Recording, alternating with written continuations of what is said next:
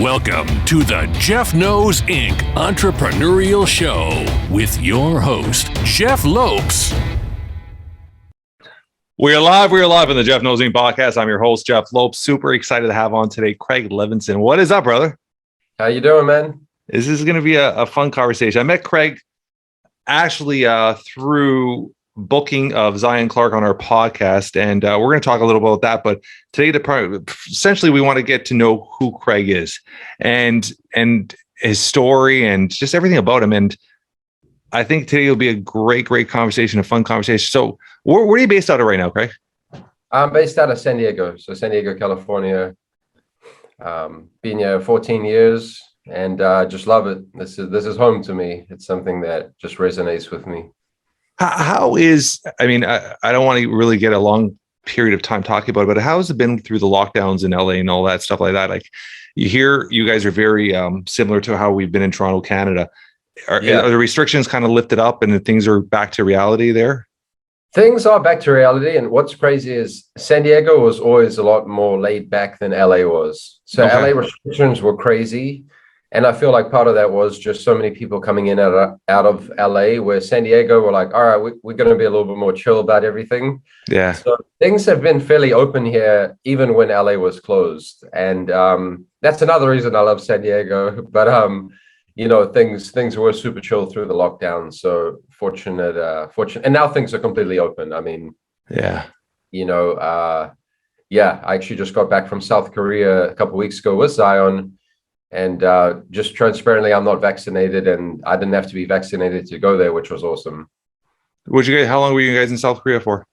We were there for a week. So I brought him over there to work with some of the biggest K-pop stars and reality TV shows, and did a keynote in front of a large audience. So kind of immersing him into Korean culture. Very, very, very, very, very, very cool. Let's talk about that a bit. Yeah. Zion Clark, when did you meet him? How did that relationship start? So I met him 4 years ago, actually, through one of your other guests, Mada. So Mada was backstage with Jason Momoa, working with him at the time. Yeah. And Zion got invited to be on the Ellen show. So they brought him backstage. So we had seen him 2 weeks prior to that on social media. Me and Mada owned a supplement company together. And we had seen him on social media and were just blown away by the things he was doing, box jumps on his hands and bench pressing, climbing ropes. And we're like, man, we need to work with this guy in some capacity and at least get to know him. We're inspired by him, like everybody else. Yeah. And 2 weeks later, Mada's calling me from the backstage of the Ellen show, like freaking out, like, hey, Zion's here. And Zion's freaking out because Jason Momoa is right in front of him. And, that night he comes over for dinner with his mom, and we all just, hit it off and built a working relationship, and more importantly, a friendship with him. And, through these last 4 years, got to know him better and closer relationship. He stayed with me for about 4 months when COVID started. And about a year ago is when I really took over full time, was like, man, I'm going to just help this kid turn him into a brand and really blow up his story and inspire more people than he already is, and, just grow with him. So that was a year ago when I took over full time, and, I've tripled his. Did he have a management group prior or anything, or he was doing everything on his own? He didn't have a group. He has a guy who actually I'm still close with, Tony Masroni. He's from Ohio, and he's the one which, first started working with Zion, but he kind of handed everything off to me. Was like, dude, you're doing an incredible job. You just take over. If you need me for anything, by all means, reach out. He's more a screenplay writer and storyteller, and that's what he loves to do. This isn't something, Was he the gentleman that helped him set up with the Netflix? No, he wasn't. So what happened with Netflix? A guy just approached him and wanted to tell a story, and so Tony got involved right after that. So Zion was 17 when he signed with Netflix, or he signed with Sundance film producer, which sold to Netflix. But he was 17 at the time, and then Tony came in the picture right after that. And now it's kind of handed the lead off to me. I was like, you take over. How amazing is it working with somebody? I mean, that short period of interview I did with Zion, his energy, his joy for love and love for life, and just joy for just spreading, I guess, happiness in the world in a way. Like how exciting or how fun is it working with him on a regular basis? That's awesome, man. It's I always say everything in life's perspective, and it's a constant perspective shift from seeing life as somebody else does, completely different to you. And it's a constant reminder to be grateful for what you have. And, just seeing a simple task like him, grabbing his wheelchair himself and putting it in his car, or climbing a counter to, make food and brush his teeth. It's this constant reminder to me, like, be grateful for what you have, and also just surrounding yourself with somebody like that is great, because because people often ask my role in his life, and it's biggest thing is like I'm a mentor to him, and I'm helping him make good decisions and kind of pave the way with him, where it's like, I've never had a mentor myself, but he looks at me as like his bigger brother. He never had a family growing up, obviously, and never had a support system, never had people to teach him those values. So that's something you can take, with the rest of your life, bigger than management and learning 100%. do that kind of thing. So we formed a bond, and that's the biggest, I always say that's the biggest thing I've done with him, or helped him with, or continue to grow with him. It's somebody he can rely on. No, I'll be there through the ups and downs, the good and bad. It's something very deep that we've created. And even in working relationships, people see that, like, damn, you play a huge role in this kid's life. You're not just an old school manager who's, they're trying to negotiate money. It's like, no, we're a tandem. We're a 1-2 punch. So where do you see yourself business wise? I mean, that is in the end of the day, I mean, obviously you have a relationship with them, but do you see yourself expanding in that field with other clients? Where do you want to go with it?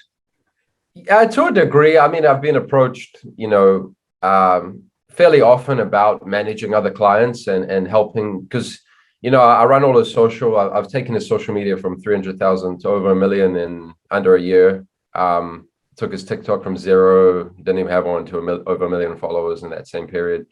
So, and I've created him a Snapchat show. So I kind of, I do the marketing side of things too, speaking engagements, nonprofit, but I'm all about doing things right. I want my hands on anything I do to a degree. So I'd never scale this out into some huge business that is this big agency and I'm working with a ton of people. I like to be intimate. I like to be hands-on. I like to form real human connections with people and relationships. So I am in the process of, bringing on a couple other people, or seeing what that looks like. So at the moment, it's more advisory work I do with other clients, and kind of steer them in the right direction and still provide my skill set to people without having to like bring them on full time, so to speak. So in terms of, I'm a connector. I love connecting good people. I love opening doors for people. I love seeing other people around me succeed in life, and know that, when you put good into the world and you have good intentions, that comes back around. And I've realized that it truly makes a difference. I always say your reputation and who you are travels very far in both directions. If you're a good person and you do good things, people will speak highly of you and just naturally in what you do. But the same, if you aren't a good person and you don't do good business and you screw people over, that'll travel very quick in the world and community of what you do as well. And it's like integrity is everything to me. Being a good person and having integrity and doing things with good intention, and not doing things to expect something in return, doing just to do good. And that's, the way the world works. And that's my mentality with life and with business. So I love that. I've been an entrepreneur. I don't know if you know much about myself, but I've been an entrepreneur for well over 26 years. I started when I was 19. I actually started when I was 17, but 19 I officially count. And over the last maybe 2 years, 3 years, I've taken a little over 60 different entrepreneurs under my wing, young entrepreneurs, and just helped them guide. And reality, just lately, I've been charging a few, but majority of them, I would say about 90% of them, I've never charged a penny. It was always just giving back, seeing them grow, seeing them develop. I'm in a situation in my life where I'm very comfortable. I'm doing well.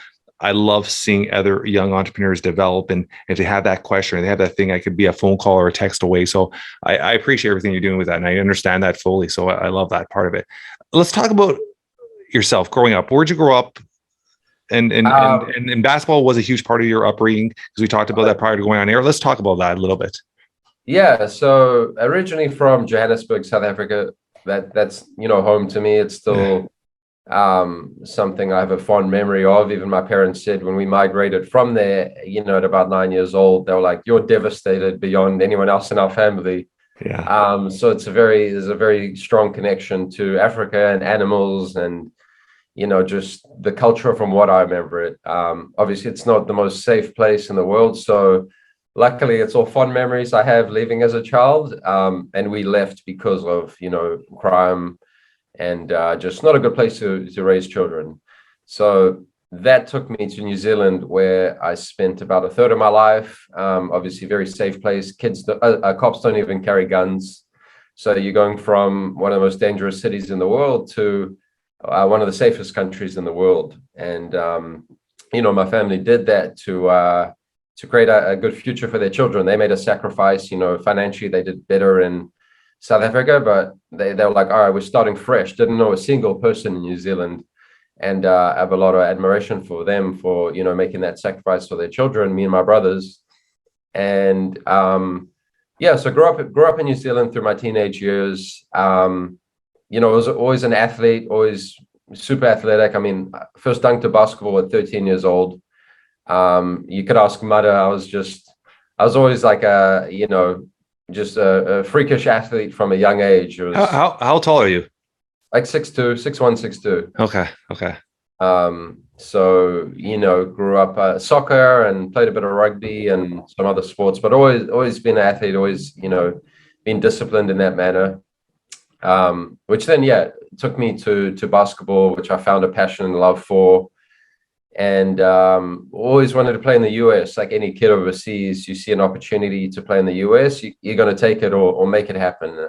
So I have other friends, me and Mata both have other friends which did the same. And at 19 years old, saved up some money, whatever I could, and moved to the US. Got in touch with some coaches here and gave me an opportunity to move here and pursue my dream. So my parents thought it'd be like a year. My mom was like, I have a very close relationship with my parents. So my mom was like, a year and I'll have my child back. And, he got to experience life there and got to pursue his dream. And then, 2 years go by, 3 years go by. And, they start to realize like, well, maybe, he could get his college education and then come home after that. And where'd you play where'd you play? What school did you go to in the US? I went to Cal State San Marcos. It's a D2 school in San Diego. Went to a JUCO before that. For a year or two? Yeah. Which is the route a lot of people do. They do the JUCO and they do a year, 2 year, then they pop it up to Division 1 or Division 2. Exactly. So I went to a good D2 school. We were, top 10 in the country, NAIA, played UCLA, San Diego State, Nevada Wolfpack. We played some big schools. Yeah. A very good program. So, that opened a lot of doors for me and just instilled a lot of discipline and obviously like sport, it teaches you a lot of good things, a lot of values that you don't necessarily realize at the time while you're doing it. But once you look at life and see what that taught you and look back, you're like, man, basketball was a real milestone for me and stepping stone to project into other areas of life. And, basketball took me very far. And then my senior year, I had a, pretty freak accident and dislocated my right ankle. So went up to dunk on somebody, that was the thing. My mentality was fearless on the court, and that was a blessing and a curse because I would use my athleticism wherever I could. But one day I went up and landed awkwardly and my whole ankle completely popped out, which is pretty hard to dislocate an ankle. Yeah, I was about to say. Pop in and out. Yeah. Ankles don't. They really don't. So that was very devastating to, somebody that wanted to play professional basketball. So had immediate surgery. So I have hardware through my tibia and fibula, which hold it all together. And that never came right. Like it will never be 100%. I do what I can, and I'm not going to make an excuse for it. I still am a great athlete. I still train.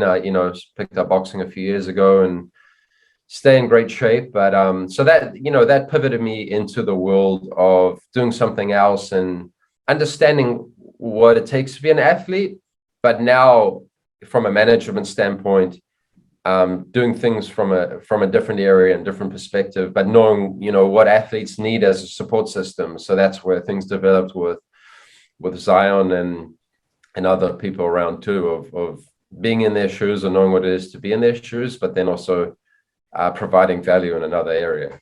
How long of recovery time was that injury? Like you would hear a break before a dislocate of an ankle. So that's just like, wow. Yeah, no, it's. I wish I just broke it. I wish I broke it in every place, but not dislocated it. Yeah. So with the dislocation, yes, all that ligament damage. I was able to say that the ligament damage must have been severe too. The tears. It is. It's still like calcification through my ligaments, and I've had a lot of stem cell therapy to try to get it right. I'm big into regenerative medicine, so I've done anything and everything you could think of, and I do a ton of research in this world. So that's about 18 months to 2 years, but I have limited dorsiflexion. I can't, do certain. So is that recent? Oh no, this was 2012. Okay. That's what I was supposed to say. Yeah. So when you said it was been about a year and a half. So is that you're talking about your therapy? Oh, the recovery. Yeah. Oh, the recovery time. Okay. Yeah. Year and a half, 2 years. Yeah. Yeah.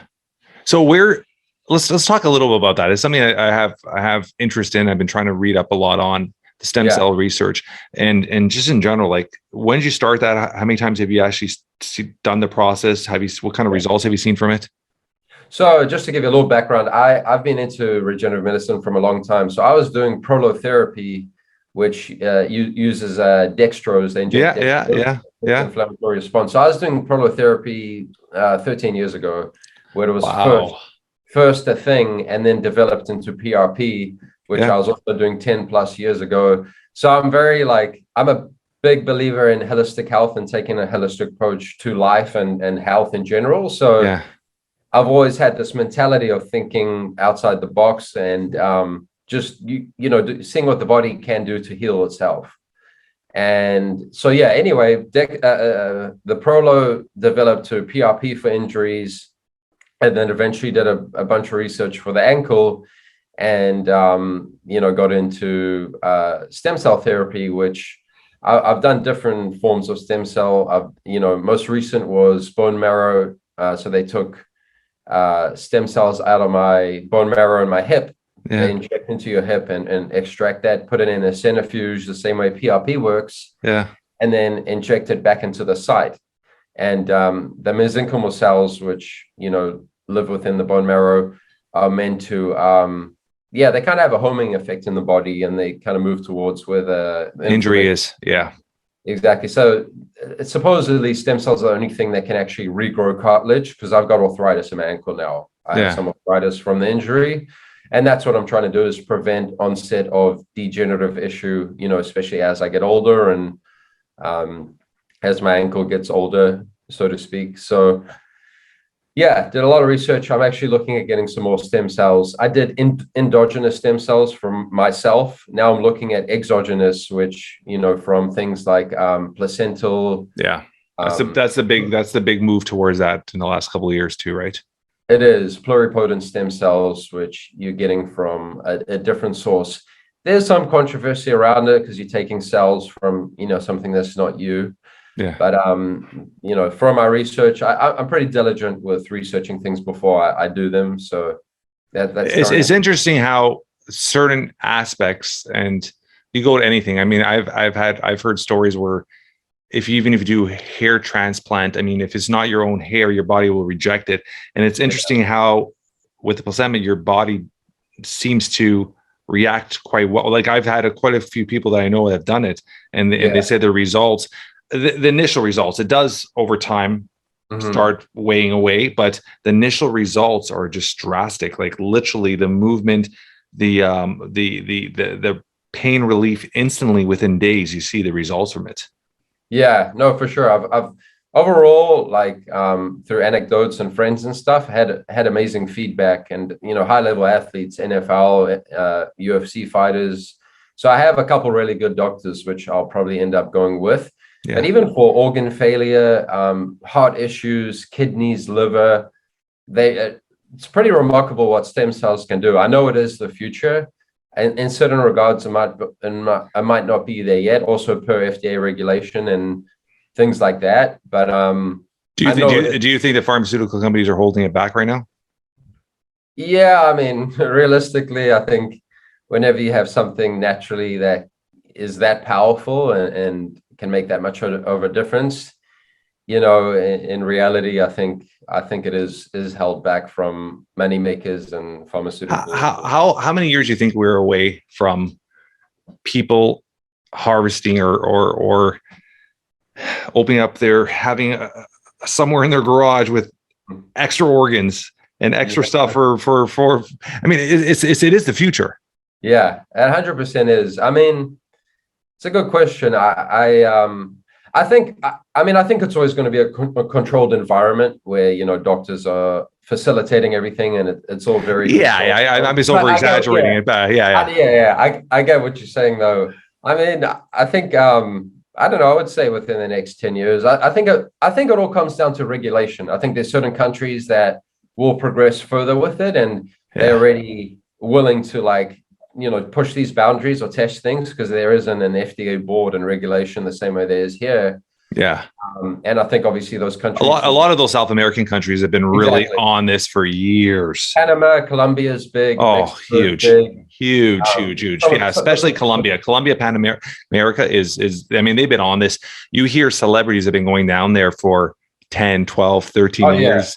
And Mel Gibson took his dad down there. Yeah. For that podcast. So yeah, I've done a good amount of research just with I just find it so interesting, right? It's crazy how the technology, I mean, the only thing they really haven't kind of figured out is obviously the deterioration of the brain, right? That's something that a lot of people are still trying to focus on, but it's how much we're progressing. And you're saying 10 years. I mean, if you see the way technology is progressing, I mean, that could be 5 years. That could be, and in reality it's all about also the money. Who's got the money? Who's willing to do it, right? To be honest, I say 10 years just because of getting through the FDA and things like that. I don't say from a technological standpoint, more just being accepted in, I guess, first world society, Western society as all right, we'll now be willing to accept it. So it is crazy. It is super exciting though, to know the future and the direction we can move in and help people, well, just in general, the lifespan. I mean, if you look at a lifespan of an average adult, I mean, what are you looking at? 75, 80 years. I mean, that's really the lucky ones. I mean, that could, I mean, you're going to get people passing 100 on a regular basis once they actually start implying these into normal regulations, right? It's just going to, the lifespan of people are just going to, obviously there's going to be at the beginning people with obviously the more funds behind them, but it's going to really progress pretty rapidly. And not only lifespan, quality of life. Yeah, 100%. It's I want to age. I take such good care of myself because I want to age well where my age doesn't matter. If I could be playing basketball still and hiking and being outdoors at 70, 80 years old, that's important to me. I don't care about the number. I care about quality of life. How old are you right now? 34.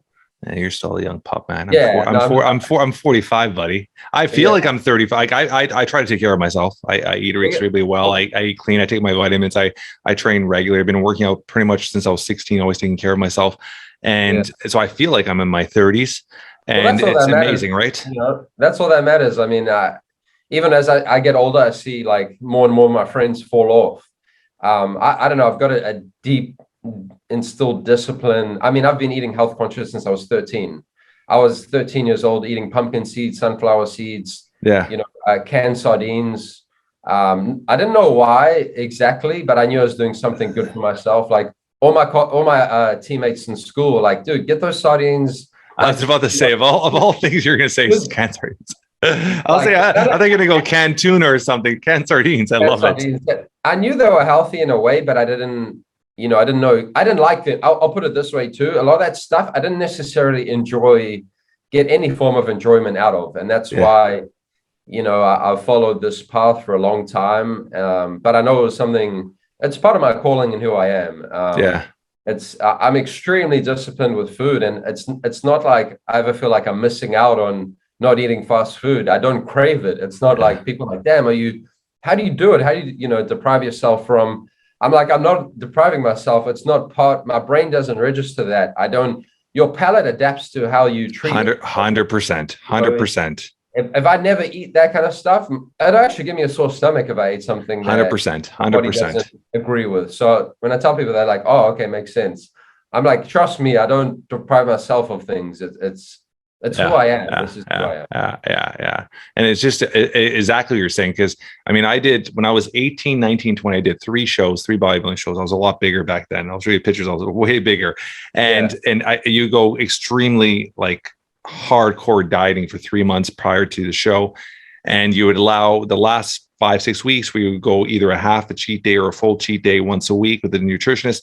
And when it comes to that cheat day, you would start eating after the first cheat meal. You're like, I'm done for the day. You just feel like shit because your body is filled with so much good nutrients all day long. When you eat that, it's just your energy, your that sugar, everything just drains you down, right? And you feel it automatically. So your body doesn't even want it, even if you're psychologically looking at it like, oh, that's going to give me a good feeling. It's that euphobia, like how your body reacts to food, right? And when it sees something is that I have an example. We have a friend of ours that I was having this conversation the other day, and their go-to when they're depressed is McDonald's. And we're just having a conversation. I'm like, why did you? And they're like, when I was a kid, anytime we did something good, my dad would bring home McDonald's. Is that lock of your mind? That's all it is, right? Is that whole lock-in of how this is going to make me feel is when I put this food in my mouth, it's going to bring back these good memories.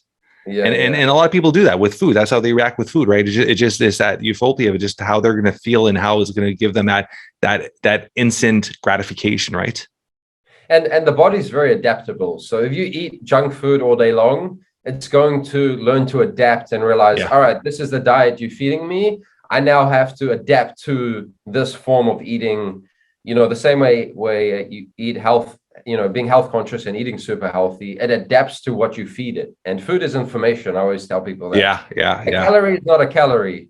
100 calories of blueberries is not the same as 100 calories of junk food. So food is information for your brain to process and to operate and to optimize your health. So, sometimes the bodybuilding and fitness industry push that, just count your calories and macros, where I'm very against that. I'm like, I 100% agree with you with that. Telling me a locally grown blueberry, with grown in nutrient rich soil is the same as some highly processed thing that equals the same calories, and how your body processes that. That's the biggest BS I've ever heard. I mean, it just logically, you just take the logic aspect of it. A lot of things. The initial results will still be the same. I do believe in calories in, calories out. I always say this to people, and I have a fitness background too. So from school. So, but I mean, I always say everything's a house, front door, back door, calories in, calories out. If less is coming in, more coming out, you're going to lose weight. It doesn't matter what it is. But the way you feel, the long-term effect on your body makes a huge difference. What you're saying.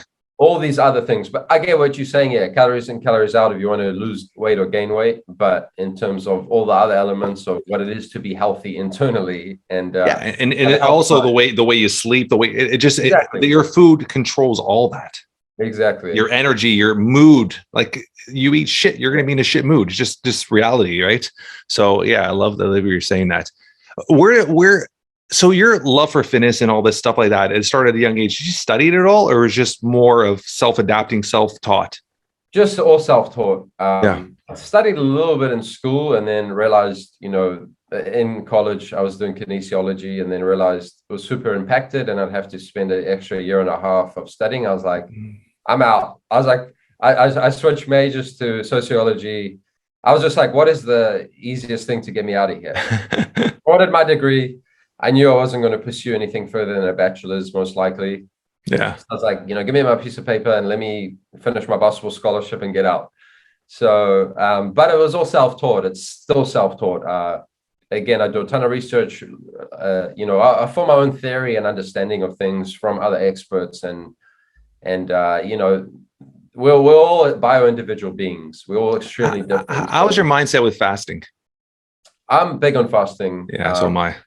I'm big for multiple reasons. One, for what it does to you physically, but also what it does to you mentally. It's taking control of your body and your state. So it's like this, I'm controlling my body's not controlling me. And it's this discipline mentality that I get from it too, of like turning my brain off, to let it know, like, you know what, I'll tell you when you can eat. And it's beyond also the health benefits of it, which I see and I'm all for, is also the mental. I look at, like, for example, an ice bath the same way. It's the physical benefit, but also that mental push of, because when people are like, do you do cryo? I'm like, no, I don't. I just do ice baths at like 35 degrees, because that mental toughness it instills in you of getting comfortable with it, discomfort. I can't stand ice baths. I can't fucking stand ice baths, man. I don't even. People are like, "Do you take a cold shower in the morning?" I mean, hell, fucking no. I put it. I love my hot baths. Put some Epsom salt and put, like, when I literally 2-3 times a week I'll take an extremely hot bath, loaded with Epsom salt to the point where I'm putting my little toe in there. I pull it out. I put 2 toes. It's so hot till when I sit in there I'm like burning. Yeah, that I enjoy. Saunas I enjoy. I can't stand cold. And maybe because I'm from Canada and we're cold. It snowed yesterday here. We're in mid-April and it's snowing. It's snowing, right? So it's freezing outside today. So maybe my body does not adapt. You're traumatized from the cold weather there. I can't stand ice baths, but I am a huge proponent fan of fasting, and there's just different benefits. I mean, the minute I learned how your body has 2 things it could do, and it cannot do them at the same time, whether it's digesting food or healing. And when you think about that, and when I was trying to understand that, somebody brought it to a very lame understanding and said, when you're sick, do you want to eat? And I said, no, that's your body trying to heal. Yeah. And it makes sense. So it's just telling you, hey, don't put food in me. I'm trying to heal. So giving yourself those 6, and I intermediate fast, and I actually don't fast on Saturdays and Sundays. I fast Monday to Friday. Weekends I have breakfast with my kids. I like breaking the fast. I don't want my body getting regulated to it. So I go Monday to Friday. I do about 16 hours. I do roughly around 8:30 p.m. till about noon the next day, noon, 12:30. It depends on my schedule, and it works for me, and I feel great on it. It just works. And injury wise, I don't know if I'm sure all these things have a huge holistic approach, because I'm very strong on vitamins. I take a crap load of vitamin D's, and I take my omegas and all that stuff. But the fasting is a huge part of it. The thing I've struggled with for years is my sleep patterns, and that's something. How are your sleep patterns? I'm pretty good, but I also do things to optimize sleep. Explain. So, like, for example, blue light blocking, after 9 p.m., I ensure I'm wearing blue light blockers for anything artificial. I try to limit, in reality, I'm often working on my computer at 10, 11 o'clock, and I make sure I don't take those blue light blockers off. Using magnesium at night can also help with. I do that. With relaxation. Sleeping in a cold room is also good. So it helps regulate your body temperature, and by keeping that down, it also helps with sleep patterns. Blackout curtain, so I have no light in my room at all. That's another good one, is to make sure when you do wake up, you see natural light straight away, but keeping your room completely dark is another way. What else do I do? I've got a when's your last meal before bedtime? How many hours prior? Me personally, I'm often eating close to bedtime, just because my schedule's so crazy right now. I'm often eating dinner at like 10 o'clock. But in a real, if I did have control of that, I would probably 3 hours before bed, so your body's not digesting close to sleep. I try to do that. And then a diffuser is good too. I have lavender diffuser next to my bed, which I have a lavender cream. Okay. Everything you're saying, I try, man. I have very broken sleep, and I don't know what it is. I take my magnesium. I try not to. Also, meditating before bed is a good thing you could look at. But focus on breathing. Yeah, I mean. Okay, yeah. Well, breath work. Yeah, I try that sometimes. Sounds like you do a lot. Yeah, because it's just I'm so wound up, and I'm a heavy dreamer. Like I get into maybe I'm getting to a good REM sleep, but I get into very aggressive dreams on a regular basis. Like I can remember all my dreams when I wake up. And I dream all night long. I go to bed and it's guaranteed I'll have 3-4 pretty aggressive dreams. And I've been like that for years. You have lucid dreams? Do you do like lucid dreams? Yeah. I mean, I wake up in like sweats.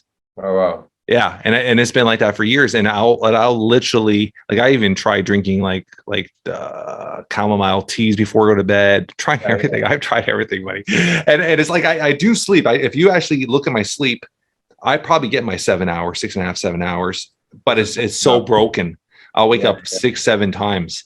So it's just like wake up, churn, boom, refocus, try to get back to sleep, boom, wake up. And it's been like that for years and years and years. And the last year, my father passed away, and then that just elevated everything to another level of dreams, right? So it's something I've struggled with. I mean, no one's perfect, right? Everybody has their own thing they're working on, but it's that's health wise, that's the thing that I need to really kind of figure out, man, because it's not, you wake up and you're tired, and I'm up at 5:30, 4:30, 5:30 usually in the morning, between that period, and it depends on the night before what time I go to bed, but it's I'm drained, but I force myself to get up, and then once I'm up and wash my face, jump in the shower and do stuff, I'm good to go. But it's a struggle to get out of bed. It's a struggle, right?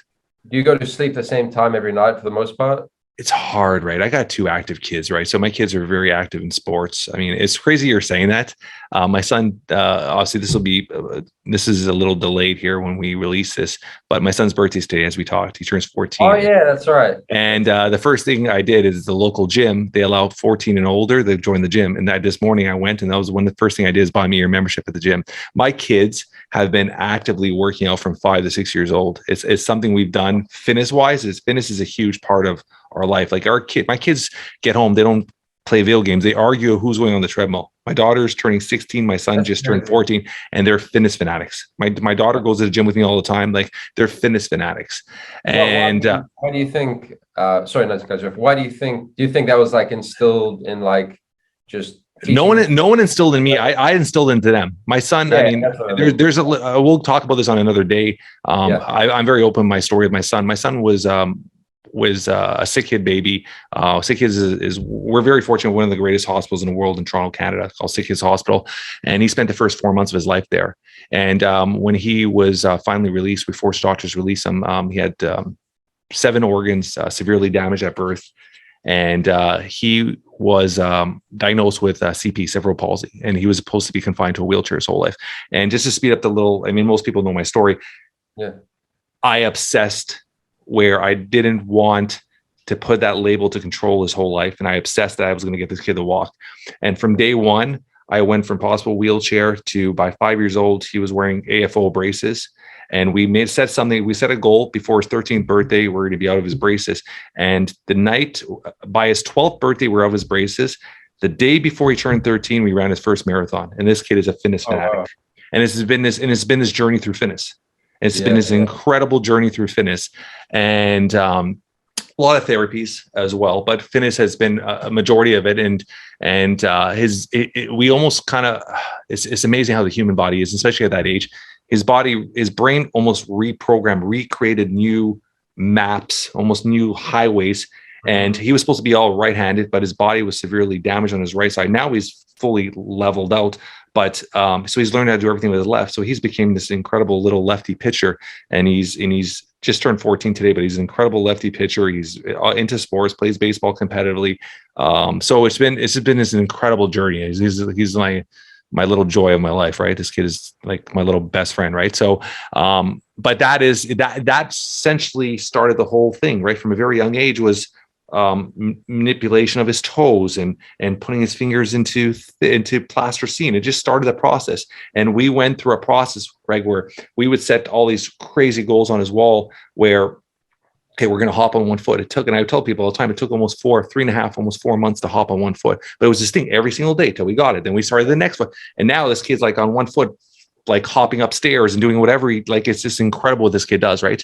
But it's so amazing how from that age, and obviously and the goal was before 14, 15 to really maximize his fitness, to really build those building blocks, right?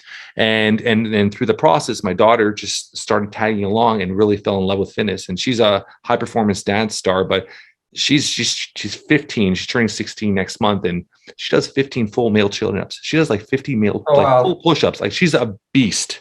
Like we were at the gym the other day. She's leg pressing. She's 97 pounds. She's leg pressing 305.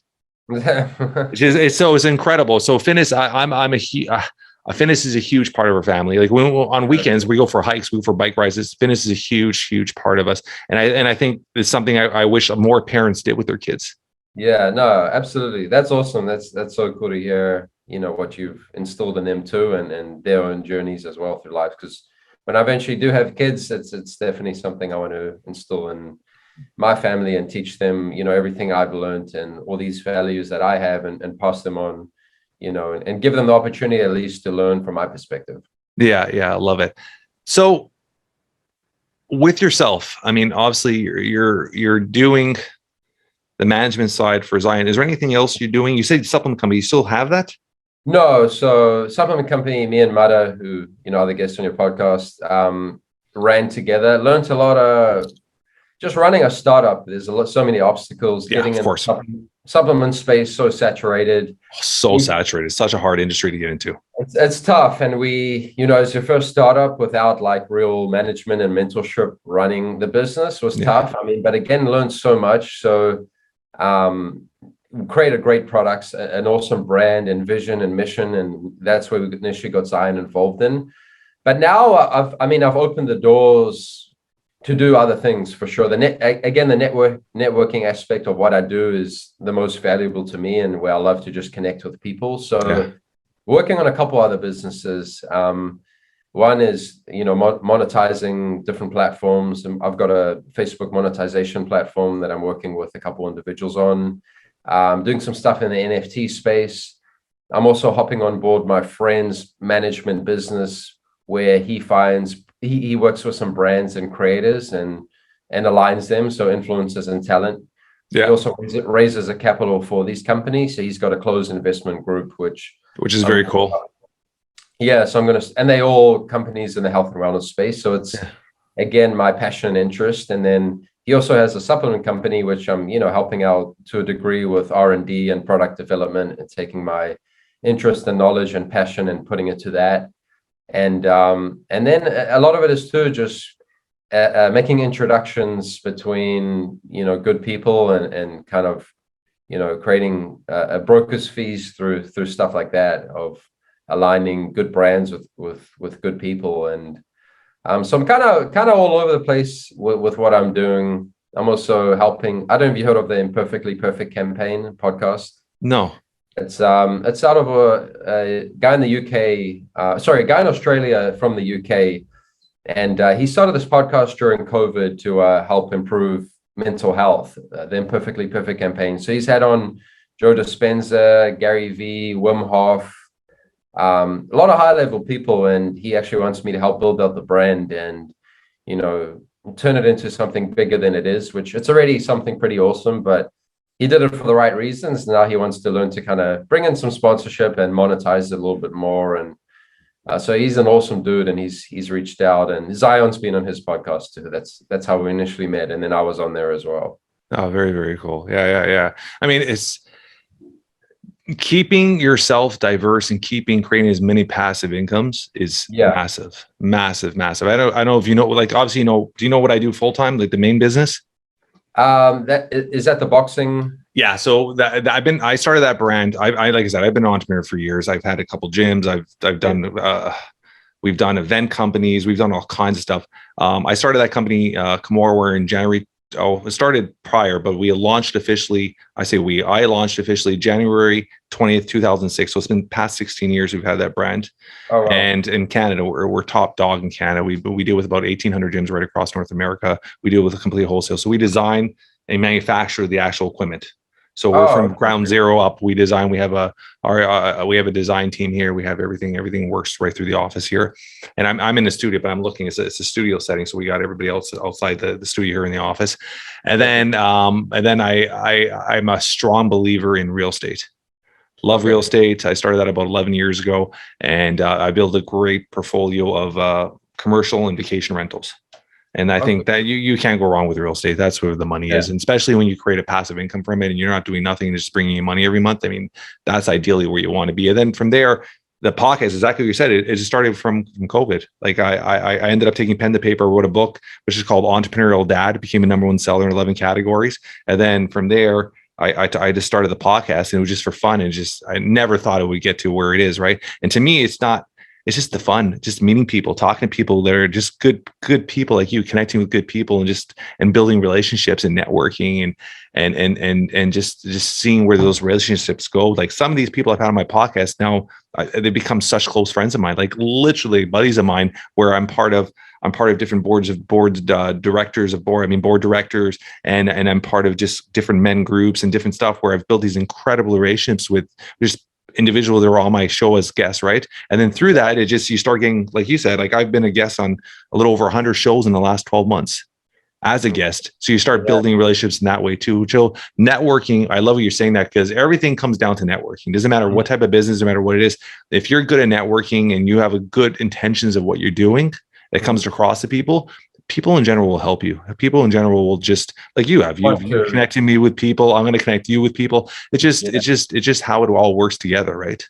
Yeah, exactly. I've realized too, like business is all about who you are as a person. And 100%. You know, that's all it really comes down to, is like, you know, do you put good out into the world, and do people want to help you for the right reasons? Because good people want to help other good people, or just help people in general. Yeah. And that's why it all falls back to me, to integrity and honesty and transparency and the way you operate as a human, and, you know, being authentic to yourself and being really who you are and owning that. And I think there's a superpower in that, because society's pushing people so far in another direction of look like this and comparison and what social media does to people. And there's truly a sense of peace just being who you are and putting that out into the world and portraying that in a very real way. Because I always say you can't fake real. You know, no. Real is real, and you can't fake it as much as you try to. Yeah. Somebody tries to be something else, or it's like, you know. So I don't know. I've always kind of had my own way of doing things from a young age. My mom actually keeps a diary on me, which I've been reading recently. I love it. From 0 to 19 till I moved to the US, and I look back at seeing tendencies I had as a kid and what I did and who I was, knowing my younger self. And there's a lot of power in that too. And because it's like, who was I before society kind of, you know, programmed me, or to a degree, everybody's, you know, influenced by society. So I often look back and refer to like my younger self. And that's, you know, again, I have incredible parents that were able to do that. I love it. Are your parents still in New Zealand? Actually, they're in Australia. So Australia now. Huh? They moved to Australia after I came here. And so they've been there for about 11, 12 years. And my parents are actually coming to visit next month. So I haven't seen them for over 2 years since. Oh, awesome. You know, prior to COVID, I was in Australia, February 2019. So super excited to have them come visit. And my dad's first time in the US. My mom's always the one coming. So yeah, now they have opportunity to come together, and it'll be special for sure. So just, you know, I'm going to take some time off and hang with them.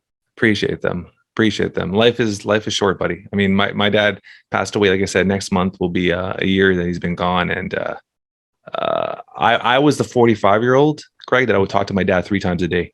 Like I would literally call my dad on the way to work every day, on the way home every day, and I would call him to say goodnight every night. We'd have a conversation every night before he went to bed. Yeah. And when they're gone, man, it's that emptiness, right? I know you're a little different because you're away. Like I would see my dad on a weekly basis. I was very lucky, very, very, very lucky, very fortunate that I had spent so much time with him, and he spent a lot of time with his grandkids. But it doesn't matter. I mean, the miss, the heartache, the sorrow, the just the love is gone. Is always there, but it just feels like there's so much more I wanted to still do with them. So appreciate all the time you have with your parents, right? So I'm glad they're going to come visit you and spend some time with you. Yeah, no, exactly. I mean, it's funny, like little things, like my mom always texts me when you get to LA or when you get off the plane. I used to be like, you know, it was a nuisance. I was like, man, like, you know, I'm fine. But then I started to see things from her perspective and be like, you know, I'm still her little baby. I'm still her child. Her kids are everything to her. So when I started seeing it in her perspective, I was like, I appreciated it more. To have good parents is, I also realizing to have good parents is far and few, like not many people grow up in good homes. So I was like, as a child, you think everybody does. But then as I got older and realized a lot of people come from broken homes and different backgrounds, I was like, wow, I'm so fortunate and blessed to have people that taught me good values and being a good human. And I can still have empathy for people that came from broken homes. And I think that's why I'm able to relate to, Zion and other individuals. I work with a lot of other challenged athletes or athletes with disabilities, but I'm able to just connect with them in a certain way. I don't know what it is, but a lot of them gravitate towards me and just being a good person. And I think that's what it is, being a good person. I mean, you can't, like you said before, your realness you can't fake. Yeah. And I love that you said that your mom texted. I mean, that's my mom. She's always, I'll drive for like 3 hours, 4 hours, and she'll text me like, make sure you call me when you're there. I want to make sure you're safe. And I'm like, oh. But it's like, it's just that part of me is like, I'm so used to doing it. I just do it. Right. It's special. It's so special. Like, no, it is. It's that like reminder, someone really truly deeply cares about you. And it's like, so often now my brain's like, I get off the plane, I just text them home. Or it's like giving her peace of mind is always a mama's boy. Yeah. 100%. I mean, I love that you said that. And it's something where I've done something for years now. On my kid's birthday, I write a letter to them from the last year, and I write like the last year, like memories and things we've been through, things I didn't like, things I liked. I just write a letter and I put it away. And one day when I'm gone one day, they're going to have letters all the way through their whole life. They'll sit back and read. Wow, and I've been doing that for years. And I love that your mom did a diary, because it's something that I think majority of people don't even think of. And if anybody takes anything out of this podcast as a parent, I think that is the coolest thing they do, because now you said that you have the opportunity to read it back. It's so fucking awesome, right? And she updates it every month. So like, she's still doing it? Oh no, sorry. When she gave it to me to read, but it has an update every month from birth to 19. So it's a pretty big diary, because I've written out like, Craig did this, and this. And but my mom always jokes. She's like, tell me another mom that's got a diary for the child. I've never heard it before. Like, I do the letters, and somebody taught me that. God, how many years ago? Quite a few years ago now. I've been doing it maybe for about 9-10 years now. But it's just a cool thing where, like I said, one day when you're not here, be able to sit back and reflect. I'm a strong believer too. And even when you have kids one day, Craig, taking photos and developing them. I put this in my book, like I wrote this in my book. It's something I try to teach a lot of people. Is a lot of people take photos. Everybody has photos. They're in the cloud. They're on their phone. But how many people still develop a photo? So we as a family develop. Every time we go on road trips, we go on vacation, we develop all the photos. We put them in my wife's scrapbooks, put them in an album. How many times my kids are sitting on a Sunday on the floor at the house and just going through old photos and their kids and laughing and telling stories. And as crazy as now that my dad is gone, we are going through old albums and looking at photos of him when he was younger, going through stories of when I was a kid with doing things with my dad.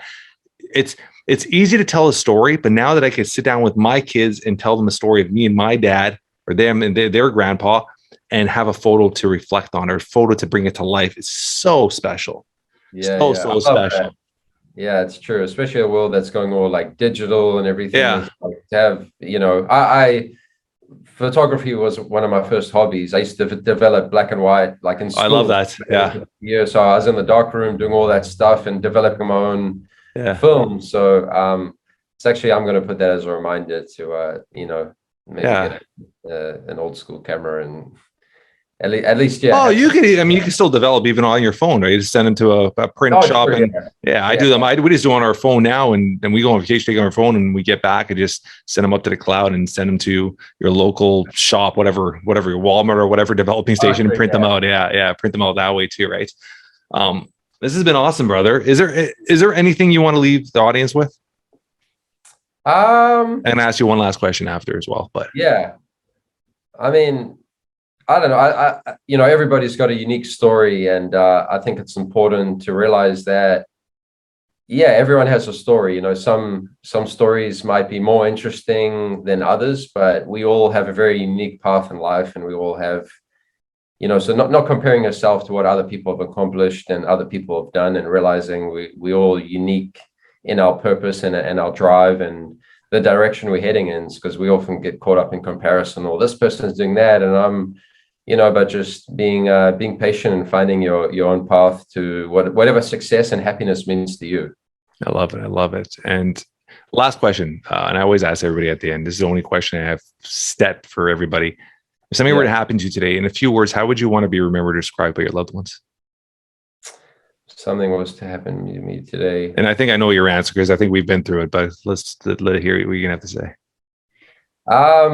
It's just somebody who remembered who lived a life of authenticity and lived a life staying true to myself. Again, this reflects back to my diary because my mom said this as a child, and